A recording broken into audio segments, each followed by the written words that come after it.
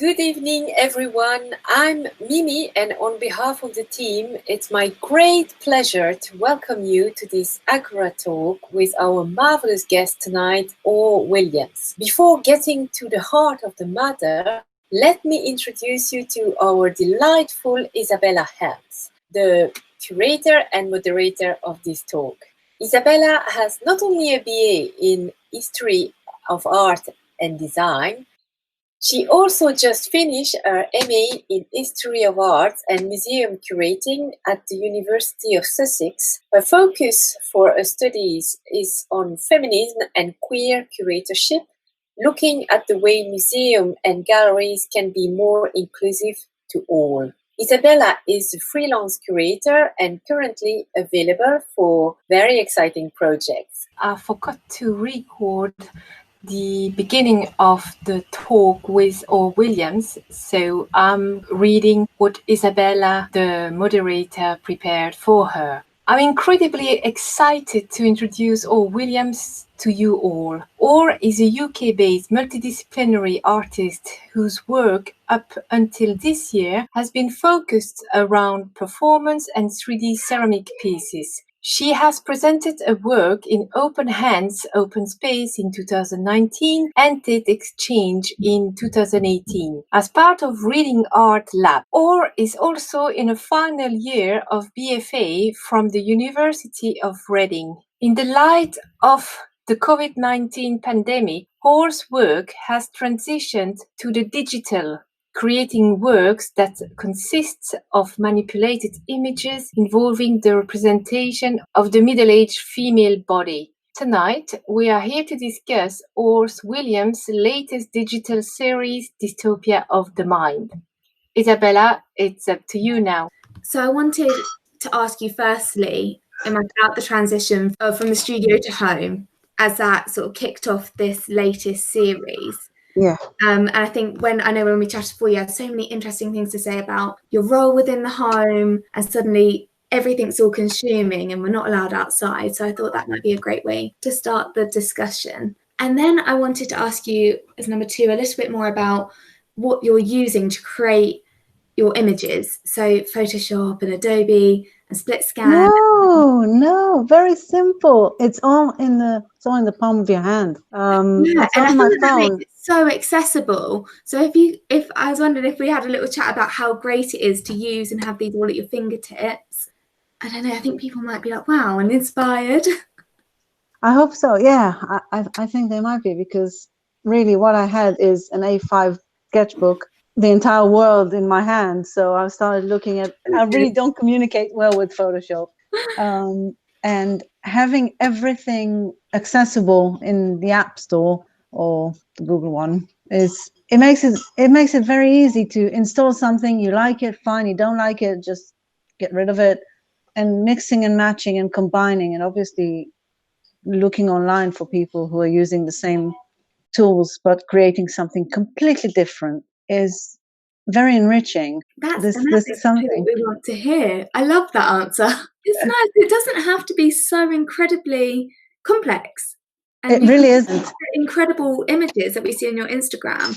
But I guess it does all work into this fact that it's not supposed to be about the physical. It's very personal to you. And as long as we get the emotional side of it, that's what counts. So regarding that, my third question is the crossover between personal anecdote and comments on society is very much present in Dystopia of the Mind. What is the main message you want people to take away from this series of work? I think that every image or every feeling can be interpreted differently depending on the viewer's own experience and own life. Obviously, the image that I publish, it's very strongly appealing to me, to my state of mind. But people that look at it, I've heard quite a lot of comments saying, I cannot like it because it's really intense and it's really disturbing. It's supposed to be disturbing and it's supposed to engage the deepest thoughts, not necessarily with coronavirus or the situation of lockdown, but people do engage with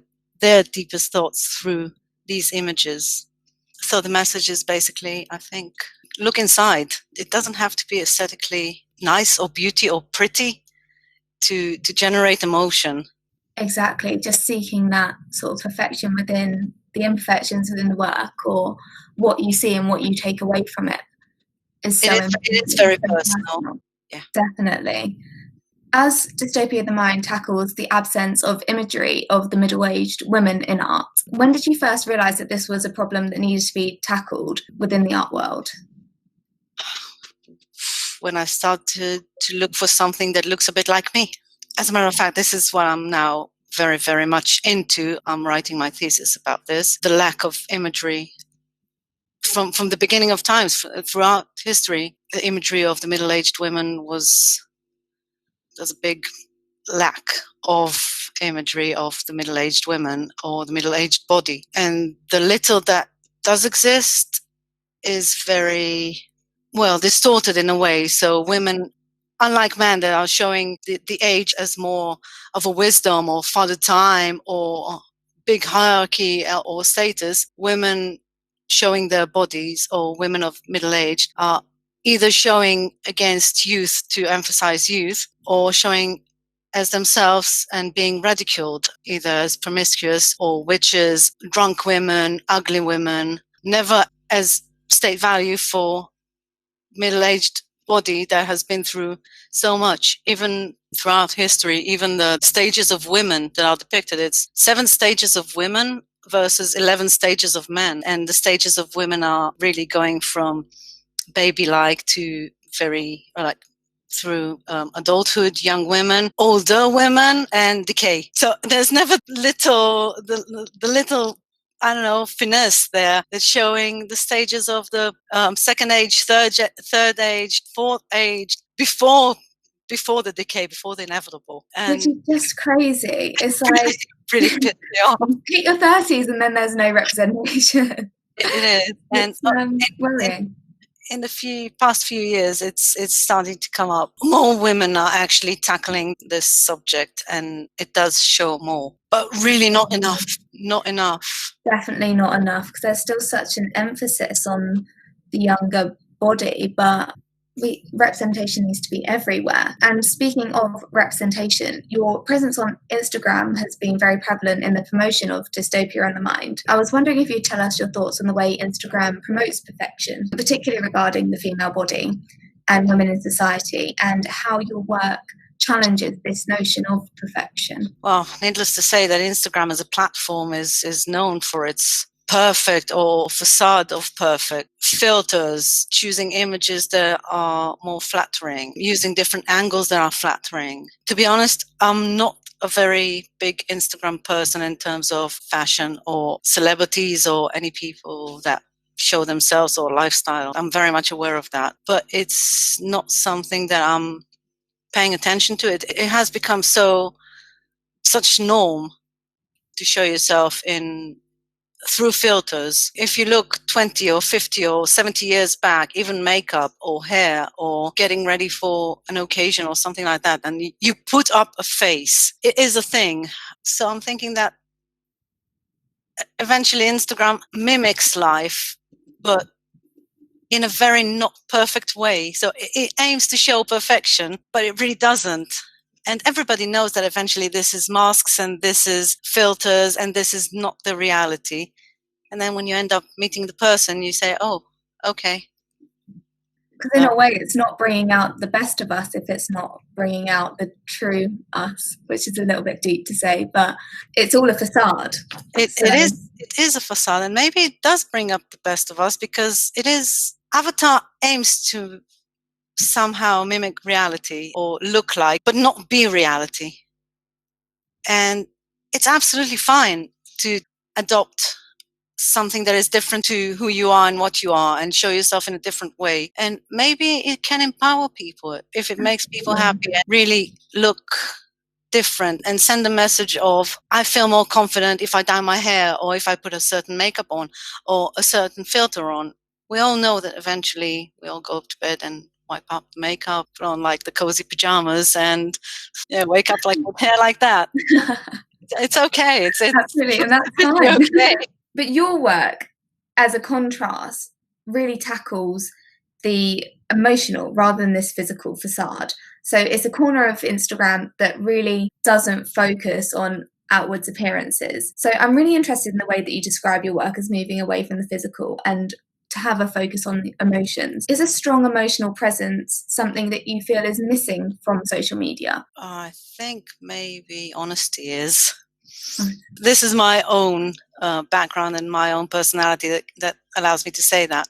Again, it's the way you show yourself, and it's the way that social media in general appears. It's the way that people allow themselves to act behind the keyboard and behind the screen. In a way, this protects them or protects us and allows us to adopt a different personality. And most people will use it for the best, and most people will use this platform for the best or for means like getting together and communicate and get to know people. But people will always, there's always going to be the people that using their shield to bash into other people or to expose really the rough nature of themselves. And I do have at least one of the images that is showing my personal experience with an internet bully, with a keyboard bully. This image, I cannot look at it. I put it up and it really brings up bad emotions for me. It brings me back to this incident that I was involved with. I had to take it out in the only way I knew how to express it out.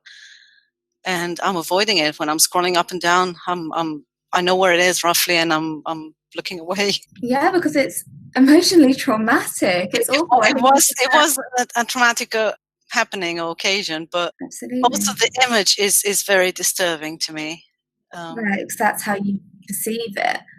Yeah.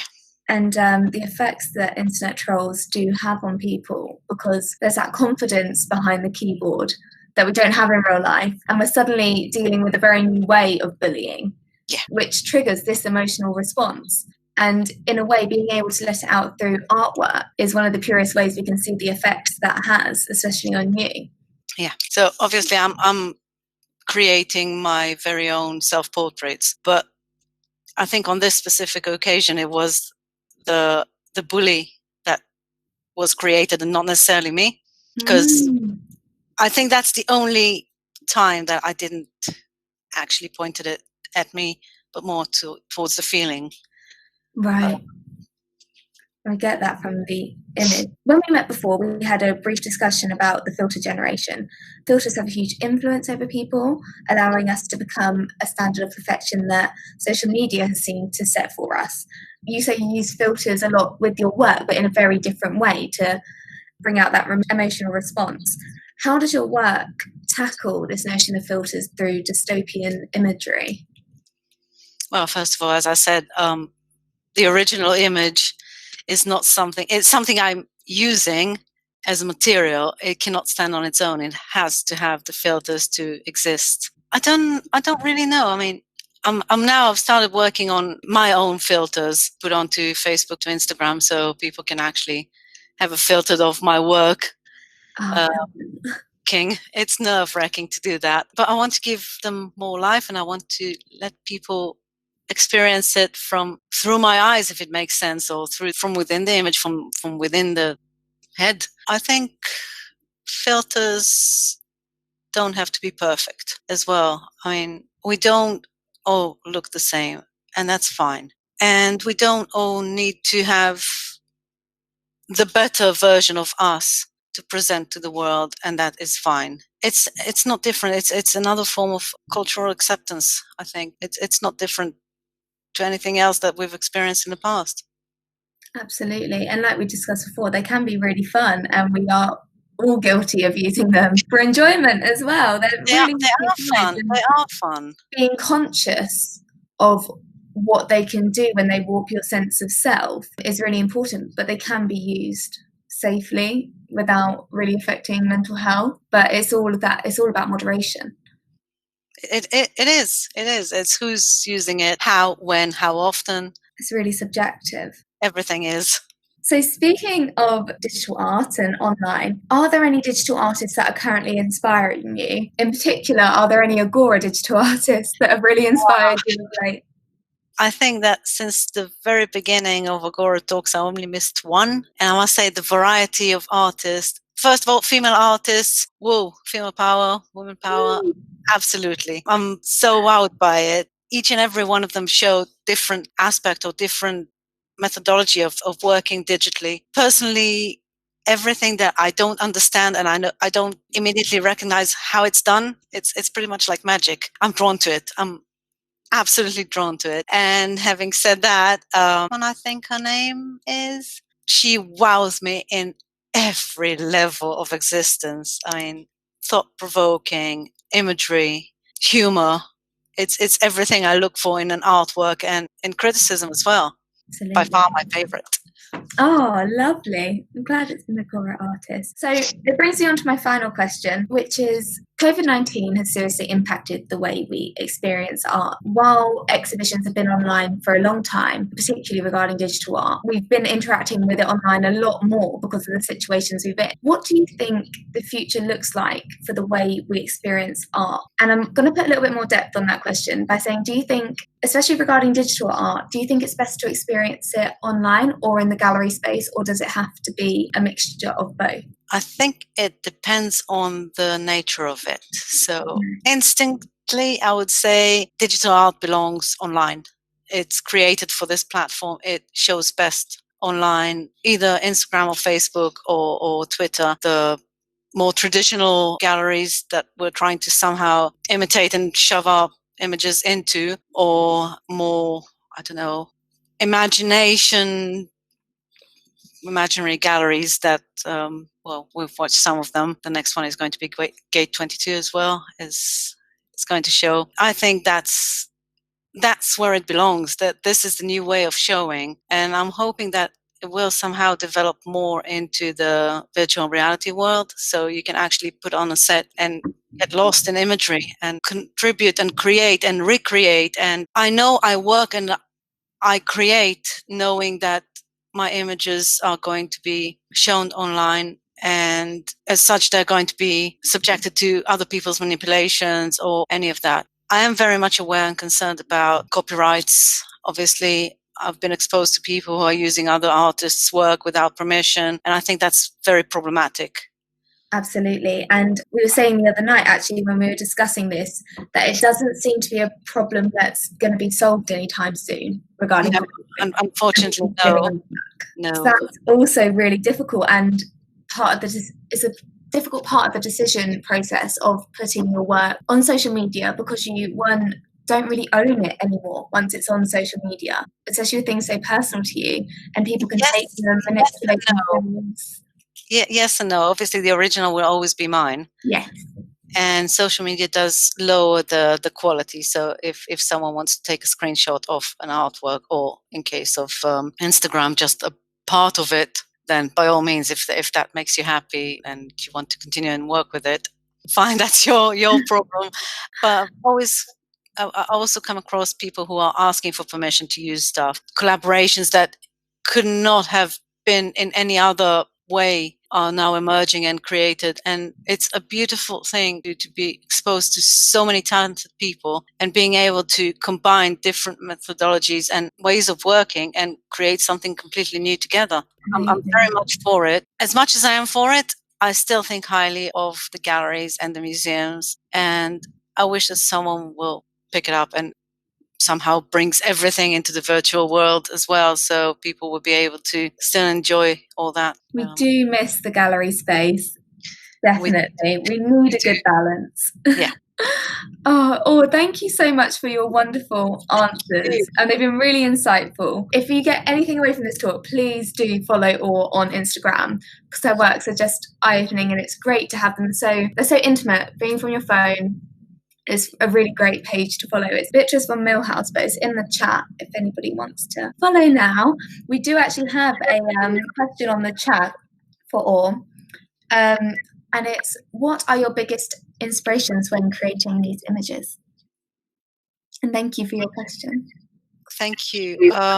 Two inspirations, well, two different inspirations. One of them is basically nostalgia or memories, or lack of memories in my case, thoughts, places that I feel related to, faces that I feel related to. I don't have a lot of childhood memories. I don't have a lot of any memories, actually. So things that seem or look familiar, eventually I stop and really hook on them. It's like locking on an image that seemed to be familiar from my past. Not necessarily. So it can be a weather, it can be landscapes, it can be, I don't know, building. It can also be eyes or expression that catches my attention. And that's actually flickers everything up. But really, I work with emotions. Once a visual catches this emotion, it's really hard to ignore. And that's for both your performance and your digital work?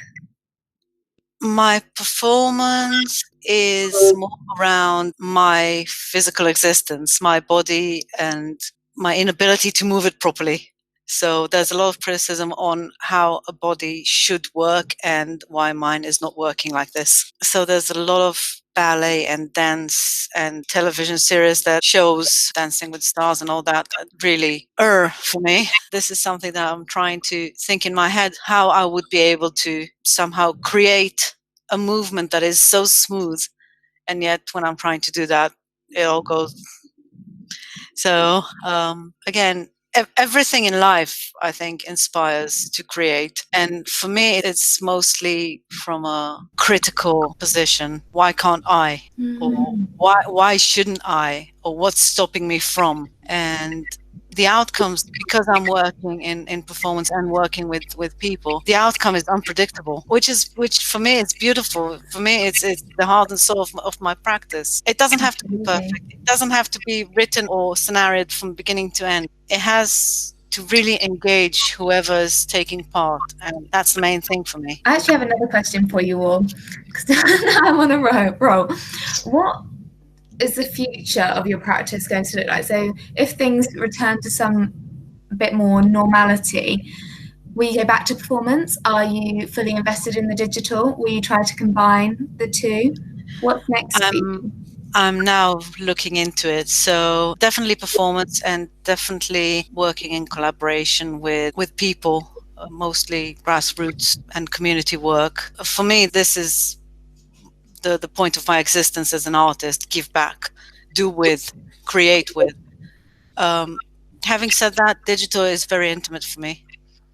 So it's my own work with myself and taking it out when there's a product ready. I'm hoping to get more into a virtual reality and being able to create from within the image out, building it in 3 dimensions, and hopefully being able to perform with the image that already exists. So some video and some virtual reality, some sculpting, again, virtual reality sculpting, and project it out. How?